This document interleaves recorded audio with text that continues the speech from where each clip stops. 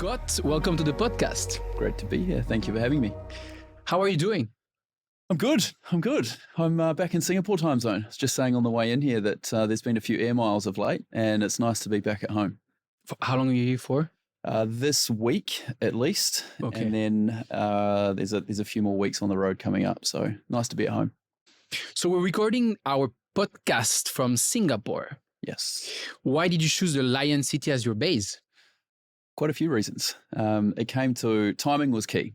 So prior to my business now, I had a partnership with some exercise physiologists and a physio out of Australia, and we co-built what became one of the largest player in our space, which was putting health professionals inside a workplace to deliver weight loss programs, health assessments, so point of care nurses all the way through the medical chain, and injury prevention programs. And we had a really large team across Australia and New Zealand. We deployed some of them out to oil and gas rigs and up to Asia.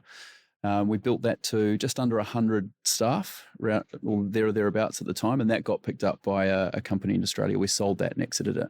And after that, I thought, look, if we could bring scale to what we did here, there's far more than 30 million people in the planet between New Zealand and Australia. I thought, let's take a concept, leveraging technology, but those same systemized programs and protocols for health, and let's launch it up into the 3 billion in Asia and beyond. So that was really why Asia. And Singapore, I've got a family lineage back here. My mother actually worked at a hospital here before I was born. Okay. So there's a bit of rootage in here. Okay, so originally you're from New Zealand? New Zealand, born, bred, educated. Okay, but mother lived here before, then moved back? So physiotherapist, yep. Actually worked and trained in New Zealand, worked in Soweto in South Africa in the 70s. Okay. And then came to Singapore for a while as well. And then somewhere along the way, I was a glint in her eye, and here I am today. So it's nice to sort of repeat that. What do you think of New Zealand as a country? It's beautiful. Have you been? No, never. But I'm from Switzerland. A lot of people say that it's very similar to Switzerland, even more beautiful, except it's like the polar opposite on the planet. Yeah. Dig, and you'll probably get there. Look, it's a fantastic country, and a lot of the values that I think have been ingrained in me through growing up there. I just wish more of the world had it, in all honesty. But it's not without its trials and tribulations either. It's got its challenges at the moment, and everywhere has. But it's a beautiful country, I think. What was your childhood like? Oh, you should have been there. It was great. Look, I speak to a lot of people, and I hear a lot, especially on podcasts and read books, and through different careers, you have a lot of people that come through with ideas and run businesses, or become inspirational leadership speakers because of an element of hardship through their growing up. And I didn't have that. I was very run of the mill. I have a great family. My parents are still together. 40 years on. That's super interesting because it's pretty rare actually, and I have the exact same. And often you meet all these people, could be friends or other entrepreneurs, or even like girlfriends who all had like some really tough childhood, and you just feel like, I don't know, man. My childhood was great, and like you almost feel bad about it. I never do. Like That's a good thing. That's where we're different.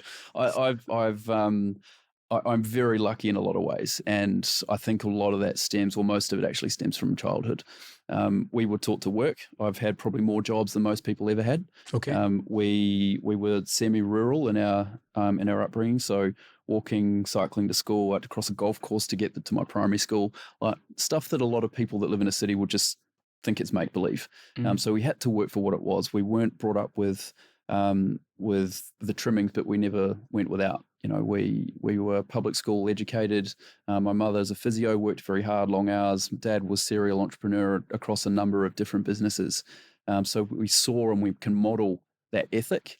But we always had, access to sport. We were always educated, pushed to school and pushed to friends. So I think it was a 5-star growing up. Did your parents also push you to work from a young age to kind of make a bit of money, or to kind of teach you, hey, like this is how life will be? Oh, my dad definitely, to a degree, and I think it's one of the strongest qualities that he passed on. That it was always about understanding the value of effort and reward, and so it was never sheep stations. I mean, hourly rates didn't really exist. It was if you did this, then you could do that, but it was always towards a structure. And I think that it was a great lesson because I always had to work. What did you do, for example? What's the most memorable thing that you did that you think you learned the most from? Look, I think I've still had the worst job that that most people I speak to and explain it to. I've never been topped. This was a university job, so put aside the the bar work or the store work that you might do at fairs and things. Like there was lots of jobs growing up. The worst one I had was down in Dunedin in Otago, and when the fishing boats came in, we were it was not on a clock, it was tidal, and it depended on the catch. So you'd get picked up sort of 11 o'clock at night. Your shift would start anywhere between sort of 10 and 1 in the morning, and there was no clock on the wall purposely because it was artificially lit, very bright, LED lighting, and you stopped when the fish stopped coming. And so I stood underneath this grate, and the guys at the top on the level above would scale and behead and gut the fish, and my job underneath that was wearing a plastic suit to broom this into the wastage drain. And so I smelt of fish for days afterwards, but it was great money. I think it was like $14 an hour. So what would you do with? Did you actually go to work, or did you have like some things that you wanted to invest in or buy, and therefore you said, I'm going to do the kind of best paying job because I have this objective? For example, for me, when I was 15, I wanted to become a DJ, and I had to buy these DJ decks. And the best thing in Switzerland to earn money quickly, like good money, was to go work on construction fields. So I would do 12 hours a day on construction fields, like building these houses, and it was really tough. Especially I was 15, like I was with all these guys who were like 25, 30, making fun of me and like just like making me do like the worst shit. But it was great, and I knew I was not like them, so I would just do that for a few weeks and then be able to buy my DJ decks and become a DJ. And I had this objective, So did you do that with a specific objective or out of curiosity or fun? Okay. I'm smelling fish. It's fun. Yeah. Well, you know who your true friends are, right? I'd say like how many girls can I try to flirt with while smelling like fish? And there's a dichotomy. You need money to buy drinks, but if you smell for a fish or like a fish too long, they don't come anywhere near you. So like, it was a means to an end. Like we never had sort of the silver spoon. So if you wanted food on the table, if you wanted to go and see a concert, go to a sporting match, if you wanted to play, rugby was a big thing in New Zealand. Fees didn't come for free, so you had to. There was a cost of living, and it was supporting that. But that revolved around socializing as the majority. So let's start with a bit of background. What are the few key turning points in your life that define who you are today?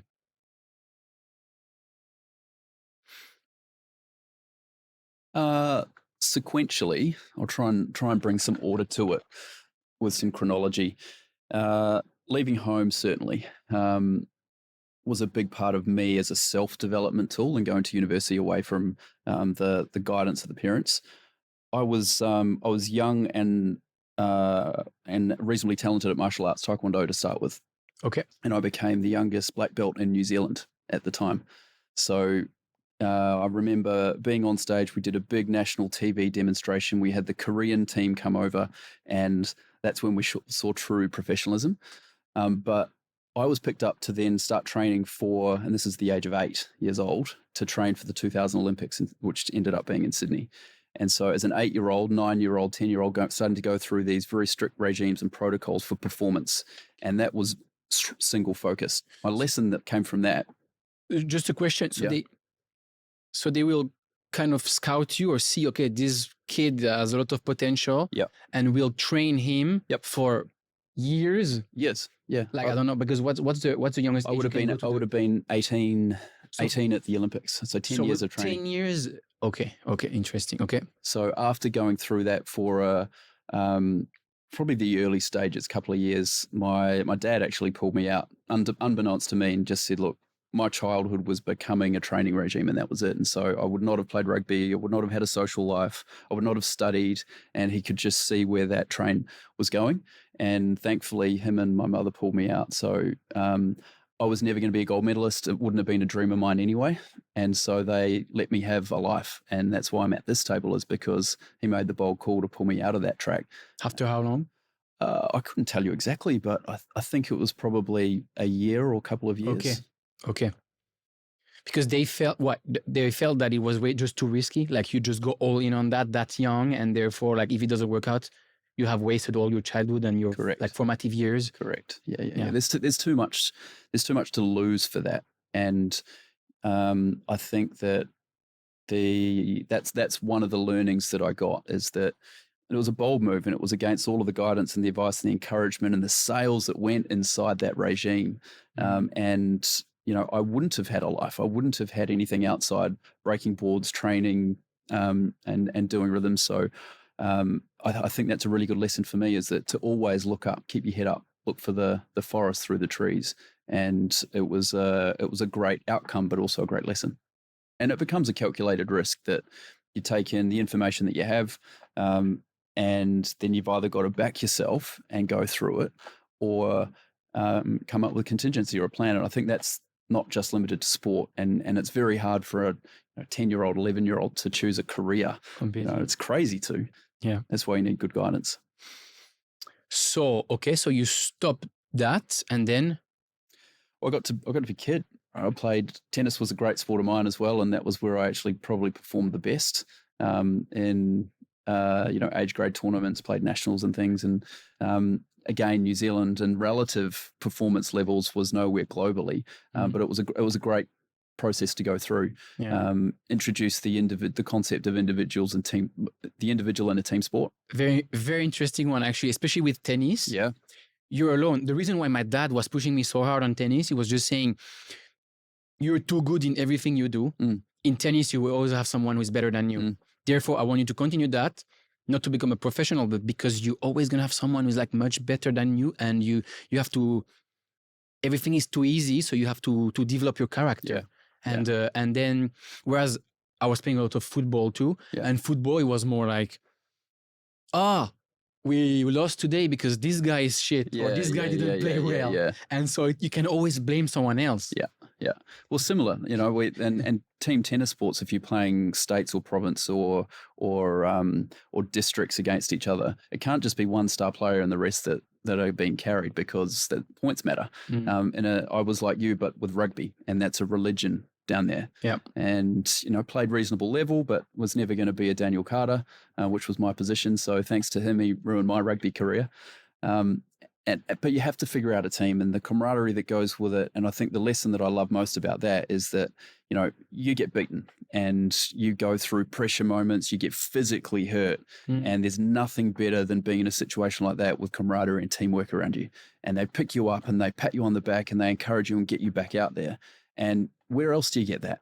Where else do you get that? Because when you're an adult, you go to work, you come home, you can get beaten up, not necessarily physically as much, but you need team around you in a lot of ways. And it was another great lesson from the sports field. Yeah, if you think about it, like kids are much more resilient than most of the adults. No, because they don't know any different. Exactly. Yeah.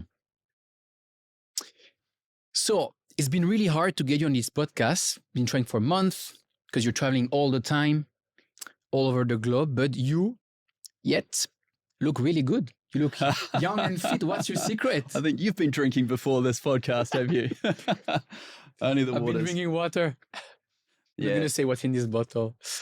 No, but do you do sports? Do you meditate? Because with this crazy lifestyle that you have, especially in 6 months, even more traveling all the time, what do you do to stay sane? I trained in exercise physiology. That was my degree. And there's always been a very conscious process around daily life, whether it be to play sport. And it didn't matter if it was a bat or a ball or a track or a field. I was into it as a kid. Just loved it. Could not get me off. And then going through to university, I followed that passion into exercise physiology, and the ability to be around the body, musculoskeletal systems, performance, rehabilitation, pathologies. Loved it. I just absolutely loved it. And byproduct of that is that you're very conscious of what goes in and what goes out. And I'm actually very lucky. Again, I'm very lucky as a guy. I enjoy the process of exercise. I enjoy that feeling of flogging your body and then just feeling exhausted at the end. Afterwards, yeah. It's the process thing for me. It's not an outcome. Yeah. And so, traveling, I've just been in the Middle East for the last fortnight, 5 times a week, mixture of gym and treadmill running.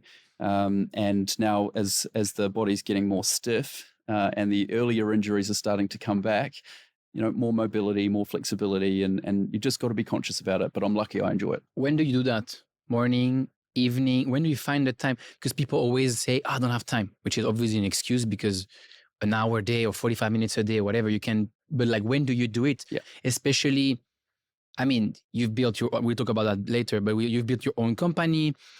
Now it's a huge one, but like listed on the NASDAQ. So even if it's your company or you're the CEO, too many people depend on you. So your schedule is very tied to other people's schedules. So it's even easier to have the excuse of, I don't have time because there's always something else. So how do you deal with that? Time's a choice, and that's just everyone's got the same amount of time in a day. And time management, I don't know where this came from, but years ago, no one manages time. It's such an oxymoron. It does not work because everyone's got the same amount. It's what you choose to do with that time that's different. Now, I'm lucky that one of my enjoyment processes is exercising.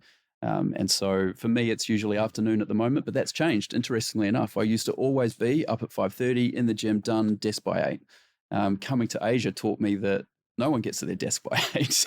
You can't do anything with anyone outside of your own office because the culture here is not to get started at 8 a.m., which it is in other parts of the world. So that's shifted. I'm now an after worker, and it gives me a reason to try and clock off. And so I've got a window where I'd also try and have dinner with my children. I've got 3 kids, twins at 7 and a 5-year-old. And so dinner's a bit earlier in the day, but if I can get to the gym or go for a run or do something physically and try and hit the dinner table 6:30, then that's a win. Awesome. You work really hard. How much do you work? I work a lot. I do have a good discipline though that my twins are 7 years old now, and in their first year, it was very easy. A lot of people have built and are building businesses at the moment know that you're always on. It's very difficult to go, you know what, I'm not going to work today, or I'm taking annual. Your brain doesn't stop. Your brain is non-stop. You become a zombie, and that reminds me of the scene in The Wolf of Wall Street, but that's probably for another podcast. Go ahead. Oh, when he meets Matthew McConaughey at the start, and he's like at the table, and he's giving these ones, and he goes, every time I think about money, when I'm coming, I think about money. That's when you know you've made it. So that's where I go with that. And now you've sidetracked me and derailed me. Business. Yeah. So back to the boring stuff, the business stuff. So the first year, it was into the office early and then home after the kids were in bed. And I missed pretty much the first year of those 2 little souls, Monday to Friday. And then things creep into the weekend. And before you know it, 12 months goes by, you've missed the magic of that period. And you're probably not that much different as if you had been more purposeful with some of your times. And so I just made some purposeful breaks, started working into the evening rather than working through to 7:38. I would get home, come and see the kids, see my wife, and then pick things up later after that. So I just made a shift, and that was really, really purposeful. So did you have complaints from your wife? Again, I'm lucky, right? I'm the world's luckiest guy. Very supportive. Her father also ran his own business, so understands. Of course, there's times where it's like, hey, do you really need to be doing that right now? But it was never, do you really need to be doing it at all? And so very supporting in that respect. I feel like I need to find some shit to give you, don't I? Like, it's just too easy. Yeah. I mean, you say you're lucky, like that's something to be cherished because there's a lot of people who have a much harder life. So no, so why is technology the next frontier in the health sector? And why has health been kind of one of the last kind of industry being impacted by technology? I don't know if I'd agree with that particular bit. Is it as transformed by digital yet compared to other sectors? Absolutely not. But if you look at what an MRI machine has done to healthcare, right, it has it's recalibrated. We used to, go and see a doctor who it was basically witchcraft, and then we hit the 50s and 60s, and the GP would prescribe cigarettes. We are so much past that now, and technology has been a big enabler for that. Where we're going, I think there's a consumerization of medical technology, which is happening. And you've kind of got two ends of the spectrum at the moment with medtech, which is, think of an MRI machine or X-ray, invasive scanning, arthroscopic surgery. All of that area is fascinating, and you need technology for that. And then you've got the other end, which is consumer, historically wellness, a bit of pop psych. It's what's it actually doing for you? And there's a blending of those two capabilities. MedTech is becoming more user-centric. It's becoming more intuitive to use, because it has to be, because we don't have enough health professionals anymore to deal with the health needs of the population. Yeah, we've got 8 billion people. Absolutely. So we need that other end of the spectrum to equally mature and come closer to medtech in the way that medtech is coming closer to consumer. And so we've seen the evolution of the Apple Watch, Fitbits, Garmin's. We've got connected rings now, which I think is a brilliant piece of technology. Do you have one? Yeah. This thing's exceptional. Is this an Oura ring? It's an Oura ring, yeah. Okay. Yeah. Have you tried the Whoop also, or how did you get into? I couldn't how did find you decide? the damn thing in Singapore. It's the same. I wanted to order it, and I was like, since like a year and a half, and I'm like, to deliver it here, like is a nightmare. Okay, interesting. So what do you use that for? Sleep primarily. Okay. And since using it and being a bit of a sort of a geek for the physiology and the body and the mind, I reckon I've added about just under an hour every night to my total sleep and quality of sleep as well, just by looking at different patterns and things on this. So again, I drilled quite deeply into this stuff, and it's both a passion and a profession. I think pull myself back into there. We've got this consumerization of medtech, and we've got a maturing of consumer tech, and there's this ground in the middle here where we're going to be able to augment society, because healthcare's on a road, we're hiding to nothing. There are budget modeling that have been done, and I've seen these in parts of the world where within the next decade to 12 years, sovereign budgets or state budgets cannot afford healthcare at this current rate, let alone anything else. So you're spending all the rocks in the bucket on healthcare. You still can't solve that problem, but you don't have infrastructure, you don't have security, you don't have education. Like, we are doomed if we don't use technology, if we don't bring some more intelligence into the way that we deal with it. We're getting sicker younger, we're living longer, and it's costing us too much. So we've got to get ahead of that curve, and we need an ecosystem of players to do that. It's not a silver bullet, never is with healthcare. So what does the future look like in 10 years? Is it like we have these applications that are AI powered? 100%. Where basically we can understand pretty much everything about ourselves, and not only kind of like the current state of my DNA and body and everything, but I get like actual recommendations, like concrete recommendations on everything of what to do to get back into the, I guess, benchmark of where I should be at if I'm a certain age and a certain, race. And yeah. Look, it's not a click moment. It's going to be a blend and an evolution, and it's not one or two things that come to. Look, an app's not going to solve this. Because the problem of all this stuff, I'm fascinated by biohacking and all these different things. Yep. And one of the things I did was a food sensitivity allergy test. Or you can do this DNA test. Yeah. The problem is everyone is different. Yeah. And so there's not like it's so, everyone is so different that everybody needs to try different things. And therefore, like, it's very complicated to build something that's not human. Yeah. That's going to be able to recommend everyone when everyone is so different. Yeah. Yeah. And this is the problem that many people and many corporations are trying to solve. I pretty simple view of a lot of things. Now, I'm of the belief here that we do have enough healthcare money to do what we need to do to deal with the congenitally ill or disadvantaged, to deal with the acute accidents and palliative, late stage, chronic, very unfortunate circumstances, and support chronic requirements if we're smarter with what we do. So I believe that there is enough money. We don't need more money. We just need to use it differently. Secondly is that I find that if you asked every single person on the planet, what is one thing you can do to improve your state of health, they'll all give you a right answer. Just let that sink in for a second. So if every person knew one thing that they could do differently, then they would improve their health. Now, that then describes a problem not of knowledge or information or data. It solves a problem of motivation or state of mind. Why do you think, because there is a big health crisis pretty much everywhere, why do you think people, despite knowing what they should do better, still don't do it? Even young people. I think another form of that is that we're seeing some buy now, pay later crises. You know, you've got people that are coming into a holy shit moment because they can't afford the basics because they've got all the fancy stuff, you know, and not to bring, you know, old world, and definitely not that old, but, you know, we didn't have access to that. Lay-by was the most modern form. You needed parents' approval, you needed all sorts of things. So you just saved up. You saved up for things that you wanted. It wasn't as readily available. We didn't have that instant gratification availability that we do today. And because of that, there were different values and different methods. Now, the same thing is with healthcare. If you go out and say, why do you think 6-minute abs took off so quickly? It's because I have to put bugger all effort in and I can look amazing. So if it was a pill, people would take it. But it's actually a bit of discipline. It's a bit of hard work. Sure, there's some sequential knowledge and some timing and things that come with it.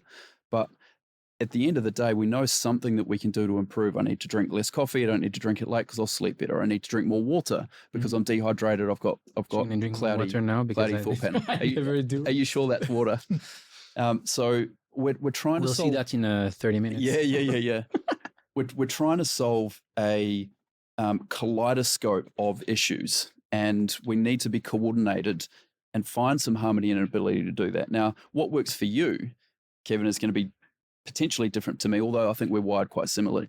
The single mum out there that needs to put food on a table in an affordable fashion, that's running 3 gig jobs, you know, that's a different situation entirely. Yeah.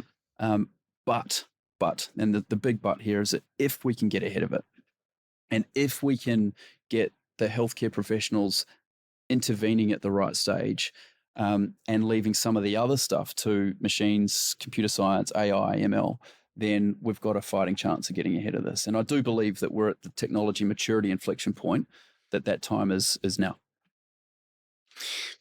So you said in the beginning that you were in Australia building a business that then got acquired. Mm-hmm. You were saying we. Is it something that you built?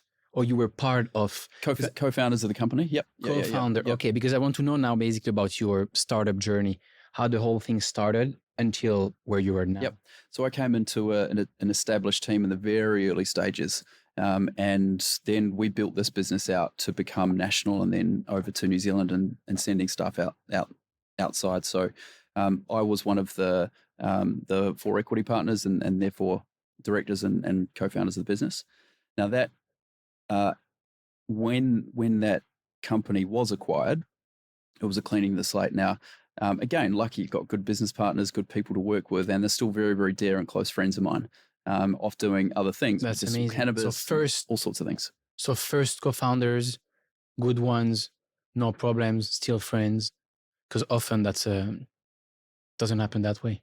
Well, I think, again, you put yourself in the right position and you learn, and experience is pattern recognition. Just you get to figure it out earlier and earlier because you've seen it more and more often. And there's good traits and there's bad responses, and you just figure out your playbook in that. And you've got to earn trust. You've got to earn the right to ask for things. And if you can do that in a way where you're all coming from the same page, you're all trying to do the same thing at the same time. That's where strategy, communication, that's where planning, that's where leaning on people's strengths and giving up the reins at certain times, that all has to happen. Now, if you get that right, that works. And again, it was a fantastic journey. I was given an amazing opportunity, and it set me in and now sort of my family and my story up to be where I am at the moment.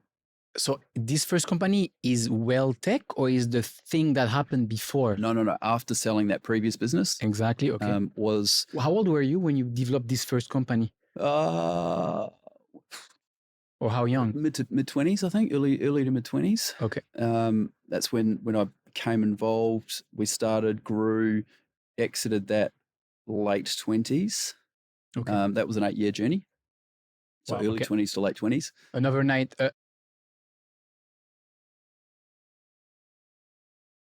An an 8 years overnight success. They all are, they all are. They all are, exactly. And then moved up to Singapore on the idea that, I'll give Singapore a go for 2 years and then come back to Oz because it was a pretty good place. Moved to Singapore with the idea of starting something else? You had concrete idea of starting what you wanted, right? So started the company in Australia and then incorporated the company up in Singapore. Okay. With a view to get out of Australia for reasons of scale, access to decision makers, proximity to large populations. There was an influence of non-compete in there, but very, very different business style. So when I say there's a range of reasons why to get out of Australia and to get into Asia, that there were a few. And this place has been, in the large part, a fantastic place to grow, to learn, to go through all those processes that you do of building a business, and we've been able to take that idea through to a public listing in Canada, to a trade sale, to now be AHI NASDAQ listed, and it's all been from Singapore as a base. So you talk about public listing, about this second overnight success. How long was it? Like 9 years, 10 years? Well, that company that I brought up here was incorporated in October 2013. Okay. There was a name change from that to Healthtech, and it's a learning. You put a bad name on a company and it's a disadvantage. Thankfully, recognised it, and Healthtech sat far more comfortably in both the team's mind that we were building and also customers, and that helped. So that company then acquired a company in Canada in late 2021. Early 2021, and we listed in the CSE, the Canadian Securities Exchange, early 2021. So why do you take a company public? What's a good moment, or why do... I'll tell you when not to do it. It's March 2021 when capital markets tanked. Yes, exactly. We have seen the decline of a substantial period in public market history, not just small cap or mid cap, not just health tech sector, but capital markets. And to give you a comparison, just as we were listing, there was an acquisition by one of the largest, if not the largest at that time. So Teladoc, they acquired Livongo for $18.5 billion to give an early to mid 40s $1 billion market cap. That company today sits under 4. So the sector has been chopped by 90% at least. Yeah. And we rode that wave. It was a wave down in market cap. Yeah, because I think like the top of the market was about like November 2021, something like that. And then you had all these crazy rate hikes, which completely destroyed, especially obviously crypto, but like all the technology sector. Yeah. A lot. Like we've seen that with most of the tech companies, the big ones too. I think WeWork is a bit of a special example, but like they are like minus 98%, something like that. Well, there's one that's real time in our space at the moment, and I find this as I think WeWork is a bit of a Kodak story. Yeah. You speak to anyone with an MBA, which I don't have, but one of the first case studies is Kodak. They were front runners in inventing the digital camera, and then didn't believe in it, and they are where they are. WeWork is the same, grow at all costs. That model doesn't work for most businesses.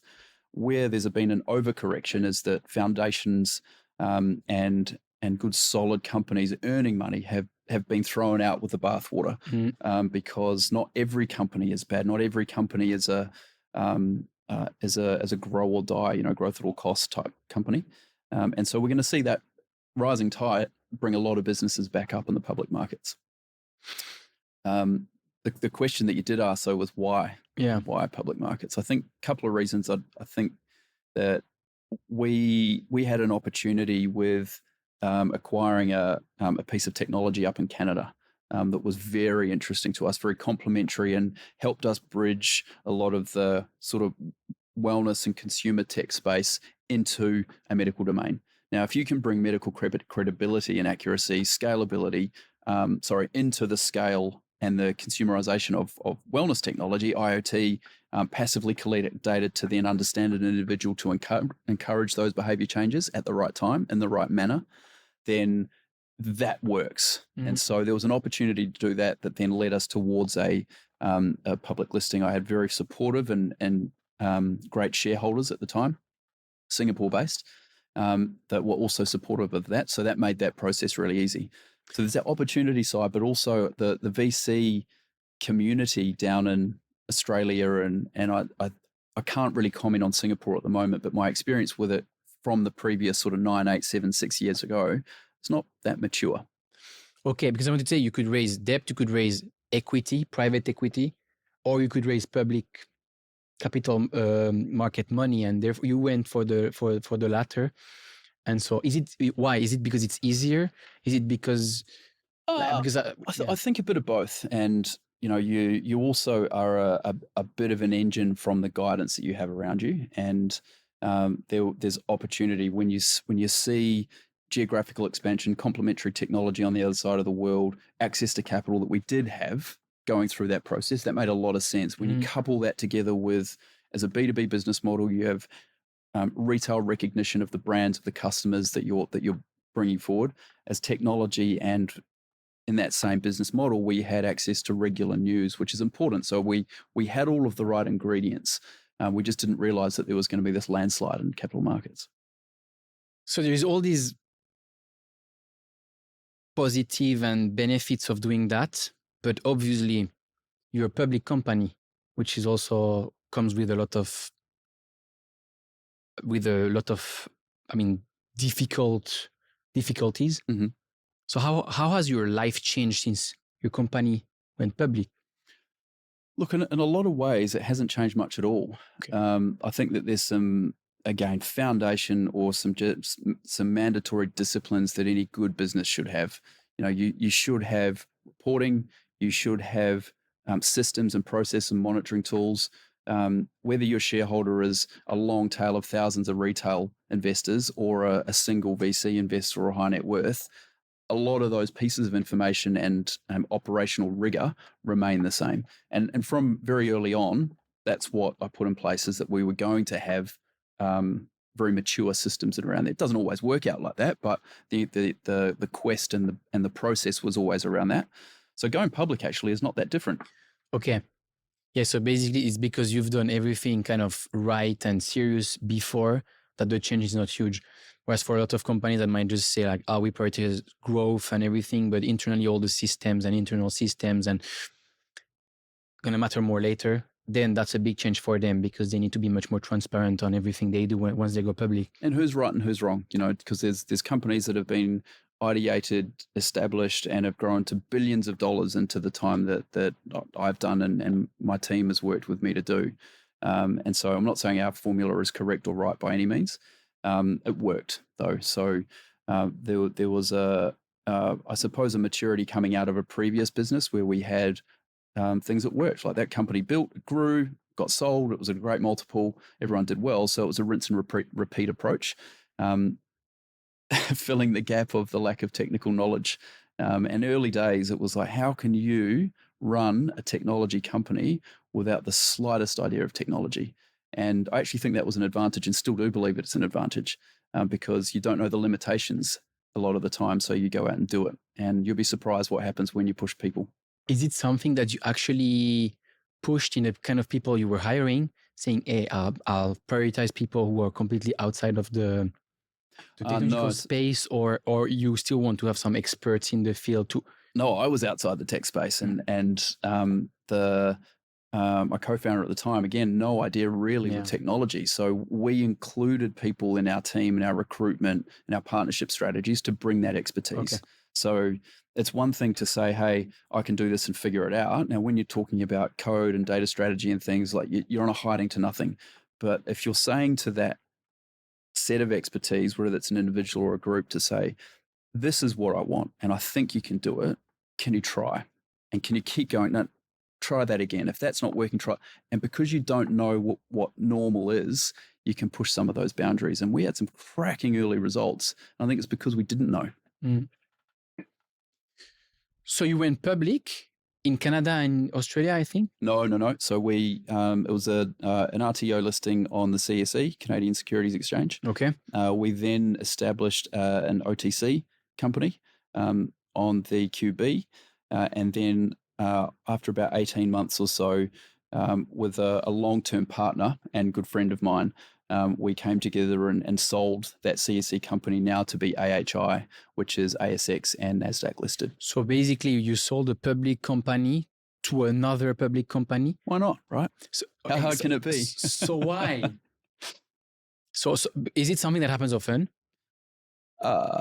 It's the first time I've done it, certainly. It's a well-trodden path in a lot of ways, so that the transactional structure and the instruments used, it's legal and accountant world that they can do with their eyes closed. There was complexity being that we were US Canadian listed, they were Australian and US listed. Okay. So there's a bit of work to do, but it's work. It's it wasn't trying to, reinvent the wheel by any means. But we had some good bills to do it. So your company is now listed on the NASDAQ. Yep. What does this mean to you? It's the biggest audience for a technology company. And the concept of people say, look, why NASDAQ? But you put a profile on the NASDAQ and you say, we're solving one of the world's biggest problems right now in contributing to better healthcare. We are a piece of technology that provides accessibility equitably to people that don't otherwise have it. And we can put that into a profitable state very quickly. We don't need hundreds of millions or billions of dollars.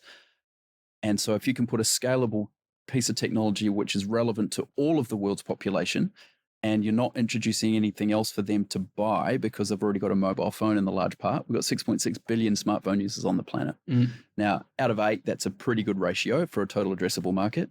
If you can put a profitable piece of technology on that smartphone for that many people, and we can do it at a unit price that is accessible to a series of payers or a single payer, you're going to the moon. So the NASDAQ is the right place. It's the most mature market for investors that we're seeking, and it understands the type of business that we're building on technology and data, which you could argue that other exchanges certainly don't.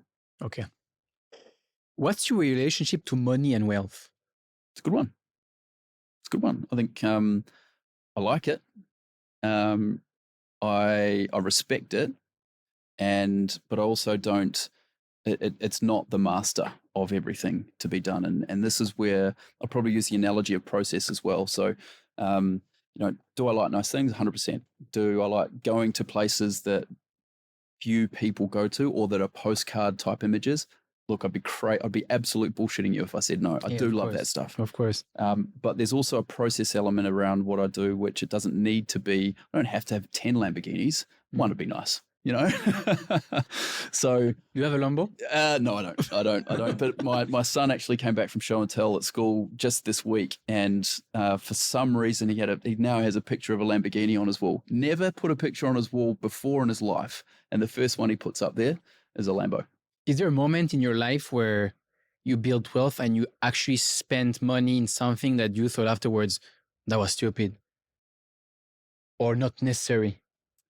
Oh, look, definitely some, you come back from a big holiday and you might have overindulged, or a big night out and you're going, geez, did I really spend that much money? I don't even remember spending that money.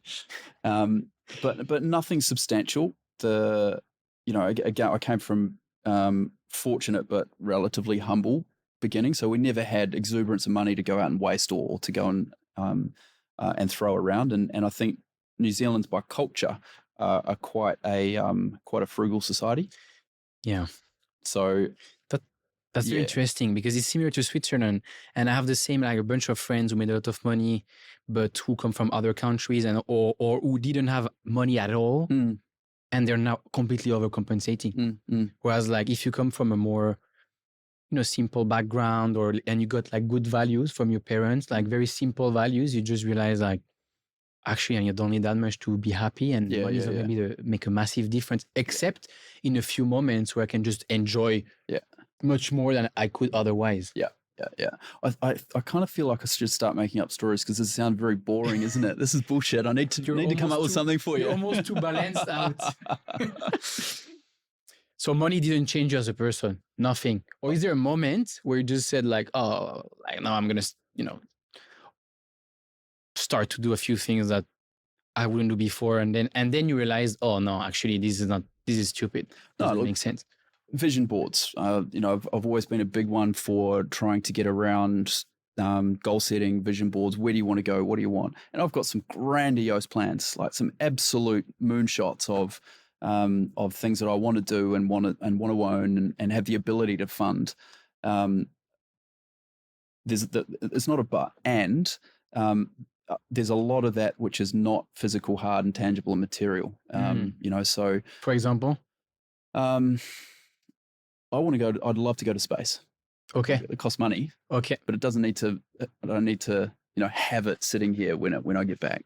I'm a big. I've got an almost an undying passion for kids' education. Like I genuinely think my next business venture will be in around understanding the health and physiology and psychology of people to better educate kids, because that's a fire, that's a burn in here, but it stems from health, which is understanding, identifying, and then changing behavior.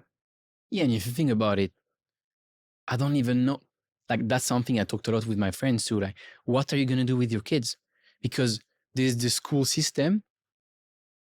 I mean, there's the technology that goes so fast that the school system, which is made of teachers who don't necessarily have a huge passion for technology, they just can't follow it. It's impossible. Therefore, the kids are there. It's as fucked as healthcare. It absolutely is. Yeah, It's completely fucked. And then if you go a bit further, I mean, I have a lot of friends who are super nice and teachers, but they're not necessarily the ones who are the most driven. Don't even think about AI and all this stuff, because it's like next level. And so how do you educate? Today, I'm almost thinking like the kids better like learn stuff on YouTube and try out some things when they're 16, 17, 18, like, oh, I want to be a YouTuber or whatever you want to do. Just learn and try to do stuff, try to make money out of it. Or go on, Upwork or Fiverr or these freelance platforms, and you just work for free for some other businesses, rather than you go from 18 to, let's say, 25 to university, where you're being taught things by professors who are literally in university since 30 years, never got out, never worked. And because otherwise you're spending 7 years, you're wasting 7 years doing some subjects that are mostly useless, when you could be trying out shit and learn on the fly. So what are you thinking about this? How would you even start with kind of rethinking the education system? I haven't got there yet, but I want to do it early, and I want to do it with a bang. Like, the two things that I've never understood, like a true academic that works in research, and I've had the luxury of being able to work with some of the most amazing minds, and still do. Like, on our team at the moment, we've got these wizards of CPUs, but they're in practice. The ones that stay in academic research, and I mean no disrespect by this at all, but it seems like the more you can regurgitate other people's work, the smarter you are in academic world. Like, that's plagiarism at its best. And the entire university system is built on that. The ratings of universities based on, where did this professor have this MBA or etc. or PhD, and the whole thing doesn't make sense. So the great ones pull that out and they apply it into real world, or they work with real world to bring it to life. It's not just sitting on pages and dusty books. The other one is healthcare. Like, why is it that we practice measurement? You should be good at it if you're doing it right. So I think the concept here around and why I think there's an inertia for it to change and change radically is the consequence of getting it wrong is so dire. Like, if you come out and say healthcare, now we're gonna flip and we're gonna do all of this radical stuff over here. The old way is dead, and if it's wrong, then the consequences are so dire. If you get education wrong, it doesn't improve with that shift. That's a generation that you've hurt. And so I think that there's this over conservative approach to change, therefore inertia and bureaucracy and red tape, because if you get it wrong, or if it doesn't do what it should do, then it's potentially very, very damaging. Whereas media, Snapchat, you can just delete, or you can't just delete it, but do you know what I mean? Like, it's a lot easier to fail fast, and that mantra works so much easier with the lower consequence outcomes. So basically changing the whole thing so that you have higher consequences of failing, so that people are forced to improve the actual. We've just got to have iteration, and I think where healthcare has got it wrong is that we're expecting just a pivot and a brand new way of doing it, and it will solve all problems. Bullshit! It's not going to work. Like, even if we have the best technology here, we've got to have adoption, we've got to have compatibility, and we've got to have harmonization in the ways of working what we're producing, because you can have a 65-year-old doctor, and this is a real world problem here in Singapore, where they're not adopting these new technology platforms, EMRs, EHRs, technologies, because getting late stage in their career, it's a very, very big change for someone who's been doing something the same way for 40 years. And we've got to solve that as much as we've got to solve security and accuracy and universality in some of these metrics and measurements. Yeah, absolutely. It's gonna be a tough one, but someone has to do it. I've got an idea. In fact, I've got a company. So look, I think that if people are consuming knowledge like this, like, you got to have a bit of fun with your work. I'm thankful that we're not jumping up on the table shirtless or anything. Not yet. This is when the water kicks in. The cool thing about the world these days is that you've got access to different pieces of information. It doesn't necessarily get formalized. I mean, the reason you wear a uniform and the reason why education is what it is was control back into the Fordism era. It was production line, it was allocation and control. So you got educated, and that was specialization of labor. And you wore that uniform because you worked in that part of the manufacturing facility. And that's trickled over into modern day or K-12 education. And so it's got to change. It's going to be series, and we'll see where it goes. Actually, thinking about that has trickled into education, but also working. These 8 hours, being in the office. I mean, it has a bit changed with COVID, but kind of like the factory work that basically continued into the offices. And so what do you do in your company regarding that, especially after what happened with COVID and the kind of way things changed? Because you have this thing where it's kind of a double-edged sword. Like, you have this thing where you say people need to be in the office because for the culture is much better. How to build a nice culture where people help each other, the teamwork, all that stuff, which is obviously not the same when you're remote or online. But at the same time, you also want to break this kind of factory style kind of work that is completely outdated, especially for our generation. We're all about kind of purpose, and I don't even want to say work-life balance, because at the end of the day, like, if you really love what you're doing, you're just going to work like crazy. Look, the stats around burnout for work from home are bad. Actually, we're more burnt out, we're more stressed, and we're less productive. We're less efficient, less productive than compared to the pre-pandemic era, because work's always there, and you've always got something else to do. The flexibility that or the adaptability that you can fit your lifestyle and your work together in a more malleable way, rather than Monday, Friday, 9-5. That's a great outcome for this. But I look back at some of my best memories at work and my biggest learning lessons. It's not been at home. It's been overhearing conversations or being dragged into meetings. It's being forced to sit in front of somebody and say, everything. You are not doing this correctly. How do we do this? It's a learning opportunity that we've missed. I said at the start, I love being around people. And I love being around people when they've got a combined goal and they're trying to figure out how to do that better, faster, or more savvy than what we're currently doing. Breaking the status quo for a goal. Like, that is what we're missing at the moment. And so we're actually localized in the way we've got offices in 6 countries around the world. So you can't bring everybody together. I would love everyone to be in the same room, have access to do that every single working day of the week, but it's an impossibility. But I think we're missing so much of where a lot of our growth, a lot of our innovation, a lot of our critique. Like, you don't know it's a shit idea until someone says, you haven't really done that right. And then you're missing that. Oh, yeah, absolutely. So let's get into Scott's mind. Oh, okay. All right. You ready? Maybe you... can I have one of the other bottles?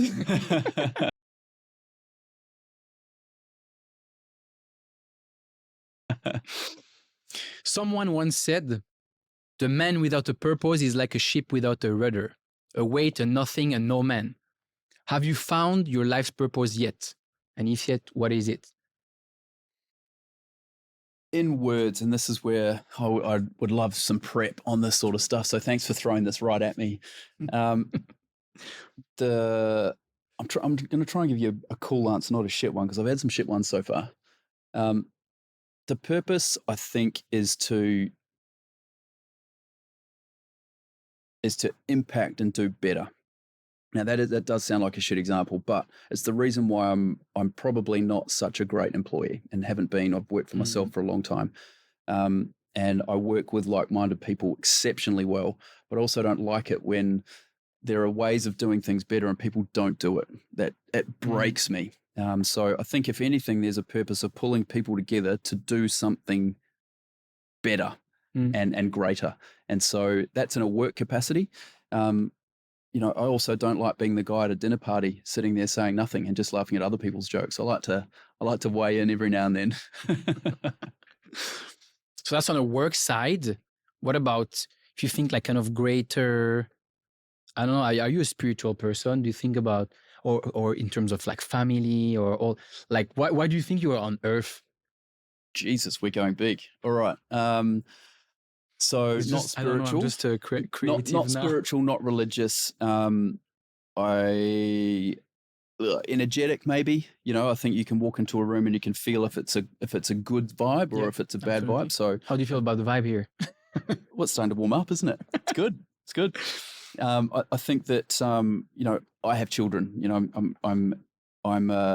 I've got 3 great kids and I've got a great home environment. And so for me, there's got to be everything that I do in a professional capacity has got to work with that, and equally everything that I've got to do with work. Sometimes there's sacrifice. Like I do work my ass off, and I'm lucky that I love what I do, but I work my ass off. And so by doing that, there's a cost for the home life. I'm not one to sit at home and draw pictures with 5-year-olds all day. That's not me. So my drive is actually to go out and enable things to happen. So I've got the flexibility to do more of what I want to do with those 3 children. And also friends. Like, it's a big part of my life. I've got family in different pockets of the world, and I want to have the ability to go and see them more than I do at the moment. And the sacrifice of doing what I do with my time now, I choose to do what I do now so that I have the ability down the track to do do those things, go and see them more often, or to meet them in places, or to. Do you think you will actually do that? Because you're saying like, I'm working so hard so I can, I don't know, build so much abundance that then I can do whatever I want, or. But this is the problem, right? It's not. There's no end. Yeah. Yeah. It's not do this, get that. Exactly. It's got to work. It's got to be this. This rhythm that works together.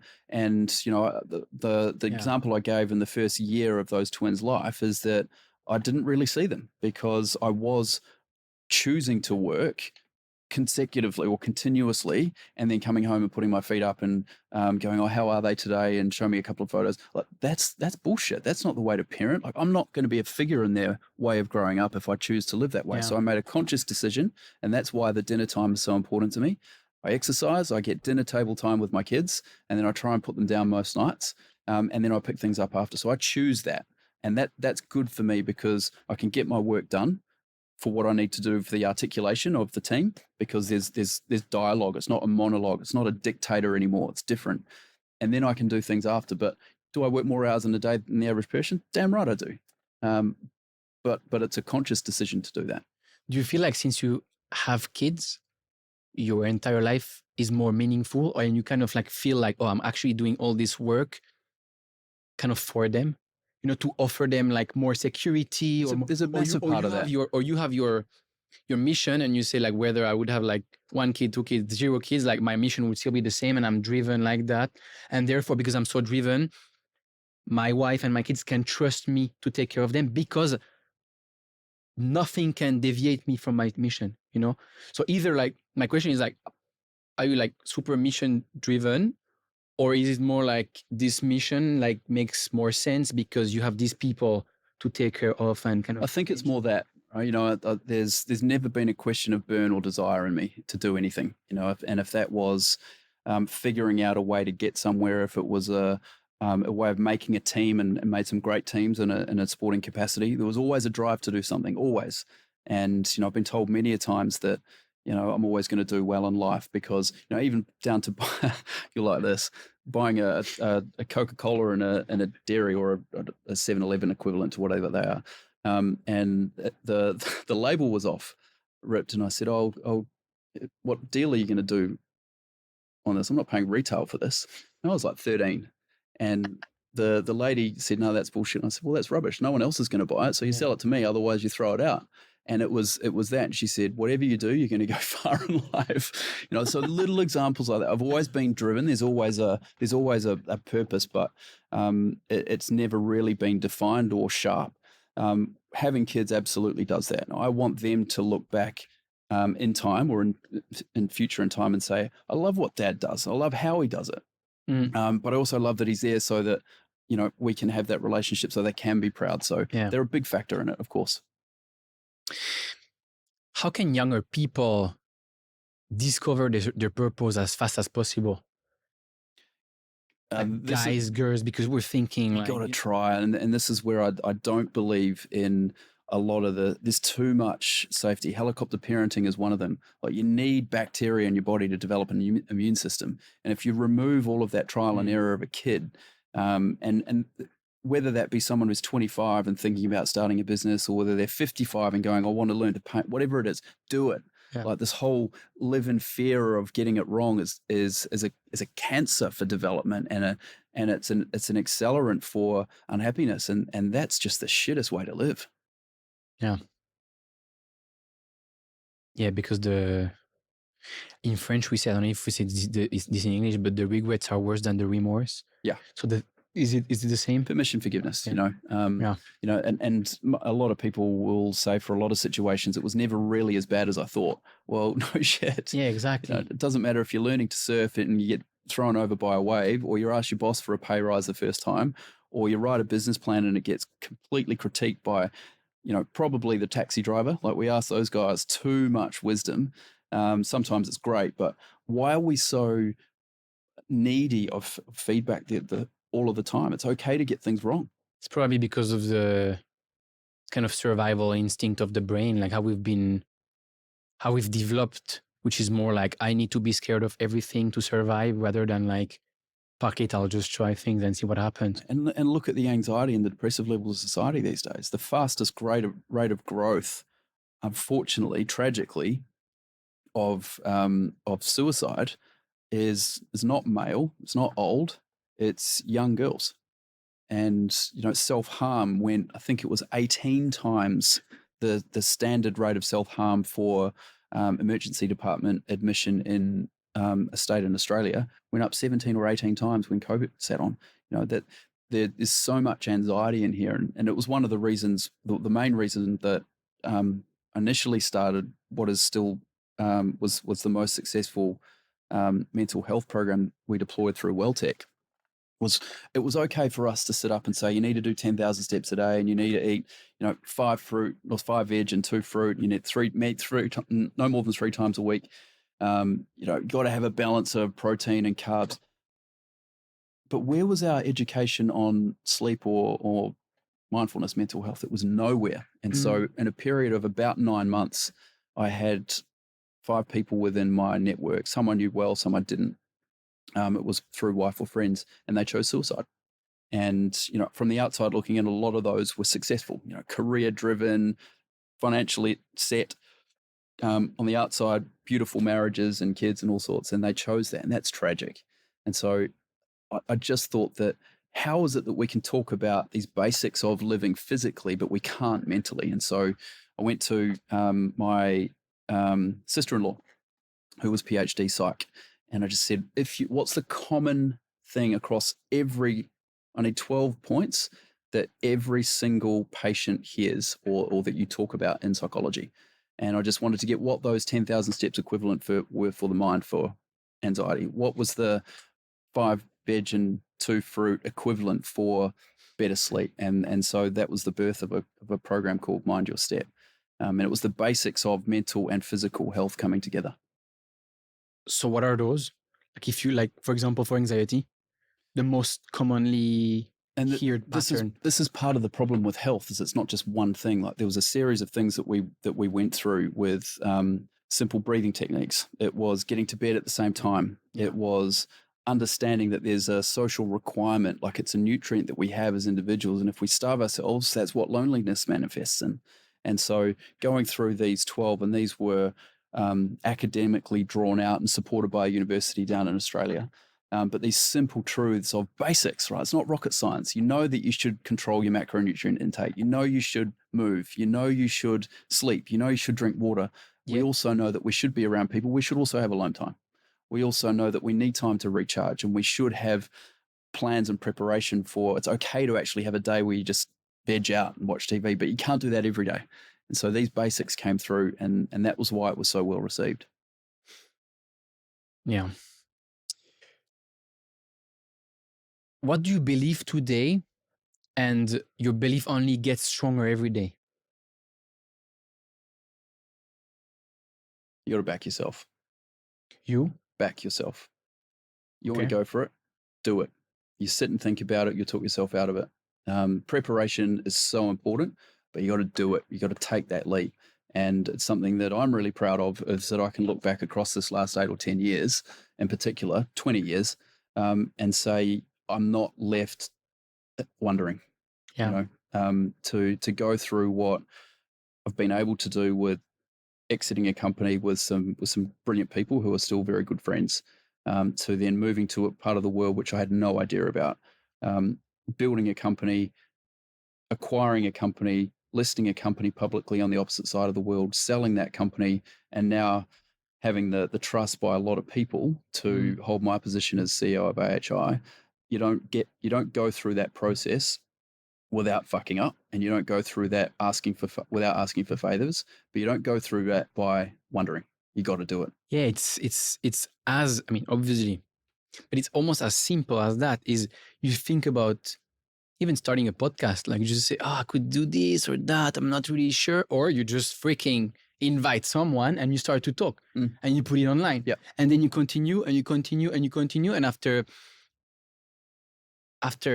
actually not too much for a long time, I mean, after a short time, or just let's say a few years, like you look back and you're like, it's crazy, like if I just didn't start, like how everything happened. I mean, happened. Obviously, nothing happens alone, but it's very underrated. Actually, most people are always talking. What do you think about my business idea? I should do that. I think I'm going to start this. But start. Like just start. Like, I'm going to do this online business. Okay, what do you want to sell? I don't know, some hats. Just go buy 10 hats and try to sell them to your friends first without an online shop. Like just do it like very small. Just try. Do. And then you'll see, like, you get excited because if you can sell one, maybe you can sell two, maybe you can sell 20, maybe you can sell 100. And it's just this thing where most people just stay stuck at this wondering or kind of this dream. But like, if you actually start and go for it, like it might just happen. And you've got to do it. It's about movement. It's about conviction, and it's about commitment to it. Now, there's times where that means withdrawal. It means out. It means I'm not going to do this anymore. I'm going to back myself to extract myself from this scenario or situation. But you've got to do it. If you just go with the tide, you'll end up where everyone else is going, and that doesn't excite me. And I think that, you know, some of the lessons, and it's not always easy. In fact, it's usually harder. But you got to do it. You got to back yourself, and you got to go recognize the signals if it's the wrong street, and you got to reverse and then find another one. But without doing that, you just never know. And no one on their deathbed will say, "Oh, I shouldn't have done that," around something that the biggest regrets, I think you said right at the start, there was a way that you put it far more elegantly in your accent, but was regrets over remorse. Yeah. So there's a lot of remorse over regret. I mean, I think remorse is when you've done something, but it didn't go well. So you're like, oh, fuck, I shouldn't have done it. Whereas the other one is when you never did it and you will never know. Actually, you better do things and fuck up than just not do them and wonder all your life what could have happened. 100%. Now, there's a nice way of putting that. I just haven't got it. I need your accent. You have a nice accent too. You talked about how important your friends are before. Do you have many friends? Yeah. That's not very common, actually. What's your definition of like a friend? I can go into most parts of the world and call someone up and have dinner with them. Okay. I can call people if I've got something on my mind that I want to talk about. And it's not just 2 or 3 people I've got. I do, yeah. I have lots of friends. Do you have a mix of different friends, or do you have more like... Well, I haven't cloned them, if that's what you're asking. That's not the same person cloned over and over. No, but for me, not yet. That's maybe was something that might happen in the future, in the metaverse or... No, so my question is more, I mean, we met here in, I think it was in Mandala. So with a bunch of common friends or acquaintances that are fairly or very successful. Do you also have some friends who are kind of more normal?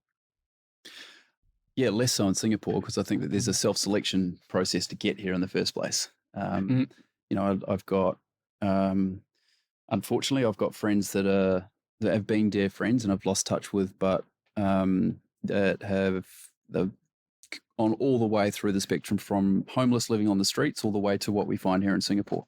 And, you know, good friends from, you know, vocation perspective, pretty much across the gamut. Different ages as well. I've got some very old friends. I've got some very young friends. So I think that there's you know, one of my tonics is that I just love being around people a lot of the time. And I'm lucky because my work takes me to some pretty cool places and I get to meet very interesting people. And, you know, I like to hold on to those. A guy here actually, Gibbo once said, a network is no burden to carry. And so, you know, as long as you're good to it, and that's about being a citizen to that network as well, not just take. You've got to support that. Yep. It's a great thing to not go, shit, I've got no one to call. That's something that a lot of people need to hear, actually, because a lot of people are takers. You just take, and you don't understand that. Actually, so much so that if you go and you just do something and they're always wondering, like, what is this person wanting? Like, just take this, because I know, like, if I give you karma or whatever energy, like, it's going to give something back to me, hopefully one day. You're creating it here. This is amazing what you're doing. It's very cool, actually. Yeah. So actually, podcasting is absolutely amazing for friendship, and this kind of net is amazing. My God. And I knew it already before, but the more I do it, the more I'm like, it's absolutely amazing. That kind of like connections, like actual real connection that you can make out of that is crazy. Some men say that they can only be friends with other, let's say, men in this example, who can help them make money. What do you think about that? Who are your mates? That's bullshit. I think the same, but like there is some people who just say, if you're not going to be in my life to bring me something where you actually can help me make money in one or another, I don't have time for you, because as you said before, time is very limited and I need to choose as an adult because I have so many things to do, work.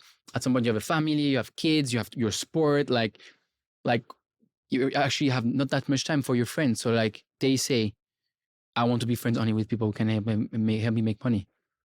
And you're saying it's bullshit.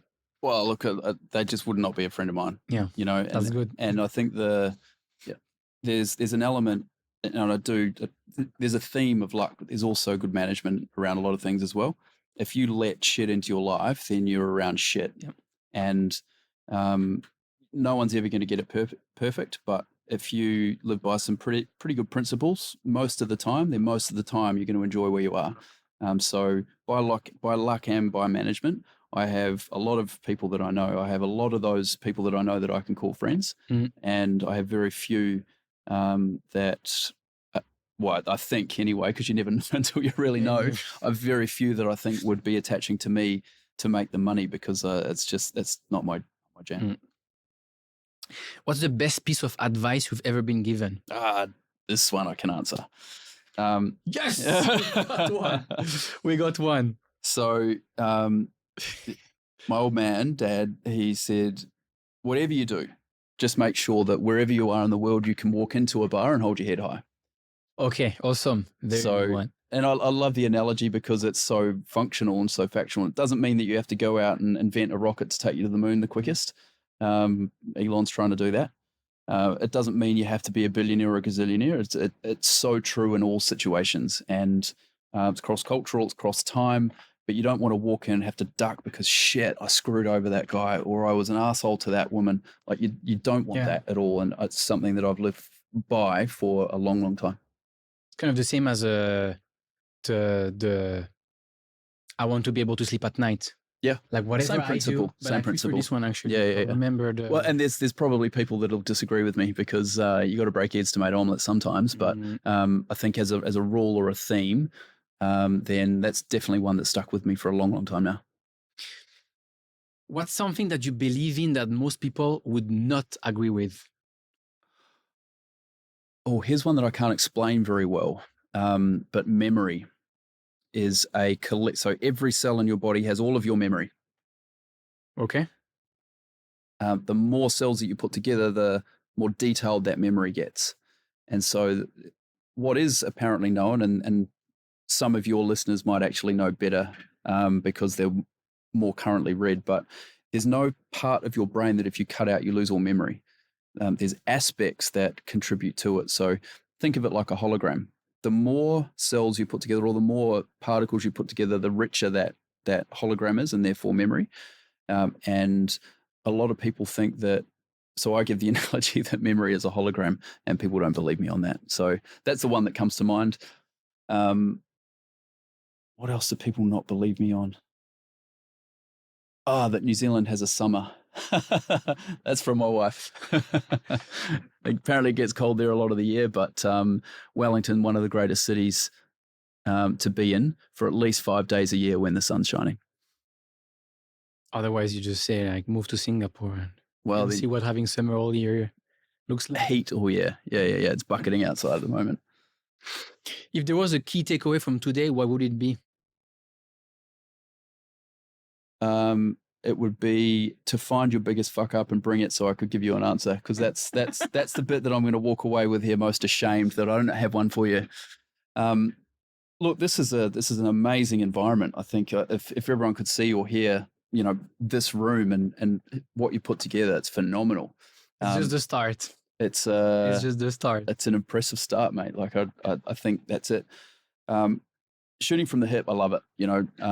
There's always a bit of apprehension with a mic in your grill, but I think probably my biggest takeaway here is I'd love to come back. Amazing. Because I love what you're doing. Amazing. Wow. Also, if you have some people like who you think would potentially like to come here, we'll definitely can talk about that, because like we're always looking for like bright minds and people who are doing amazing things to talk. No, I really do think that this amplification of experience, of ideas, of conflict, and challenging is brilliant. The world needs way more of it because we don't get it from formal education. We've got to find it elsewhere. And without people like you doing what you're doing, where does it come from? And most of the things online are also, as you said before, instant gratification. Therefore, people want instant hacks and solutions to every problem, but that's not how it works. So like what we're trying to do here is like going into the real, like the mind of the people and understanding, like especially people who are really successful or who are doing really cool things. We do a lot of also biohacking, functional medicine, everything, entrepreneurship, crypto, investing. And so the key thing is really trying to bring a mindset of like, and when you say, oh man, like it's kind of boring what I'm saying, boring is good because boring is what works. Discipline, repetition, compounding, all the same thing over and over again. That's what works, but that's what people don't want because they want the overnight success, the 8 days overnight success, not the 8 years overnight success, and all that stuff. Like it's something that is so important, and that's why I think also most people will kind of never make it. And even especially in this generation, our generation, even like younger ones, you're used to this Snapchat, TikTok. These videos are 10, 20 seconds. Actually, this podcast, we do videos that are 30 to 60 seconds because we know that's what people consume today. But that's not how they're going to learn the real shit. Like they need to listen to this 1 hour and 27-minute podcast to understand. So yeah, that's what you watch this year, because the last 8 or 9 months of, spoken about my personal journey going through into Healthtech being acquired late last year. and now into a byproduct of that acquisition and another one from earlier in that year by this company has put together a phenomenal group of people, small group of people, but holy shit, are they talented. Now, when you get that talent in coordination, in harmony, you can build great things. And mark my words, what's the date today? 23rd. 23rd May. 23rd of May. 6 months' time, have a look at the company again and just come back to this day, because what we are doing and what we are bringing to the world is a change. It's not a step change. It's not an incremental adjustment. It is a game change in the way that people can access biometric insights. And that thing there means that we're absolutely all passionate and driven about what we're trying to achieve. And it's very simple. It's very simple. Can we get biometric information non-invasively, contactlessly, anywhere, anytime, using a mobile phone? The answer is yes, and we're proving that to the world at the moment. Now, put that together with wicked smart minds, you have a hell of a laugh doing it, you work your ass off, and you celebrate like shit when it happens, because it's going to happen. So in 6 months' time, you come back here and we celebrate on this table, shirts off. Cameras off. Awesome. Thank you so much for doing this, Scott. Where can people learn about you and even follow you or connect with you? So all of probably the usual professional angles and methods. So LinkedIn, our company website is ahi.tech, nice and simple. I'm not a big Instagram or Twitter user, so via LinkedIn. Otherwise, give you a call, Kevin, and you can put us in touch. Amazing. Thank you so much for doing this. Mate, thank you so much for having me. And guys, if you've endured this whole audition, then I appreciate your time thinking about the history. Amazing. Thank you. Love it, mate. Thank you.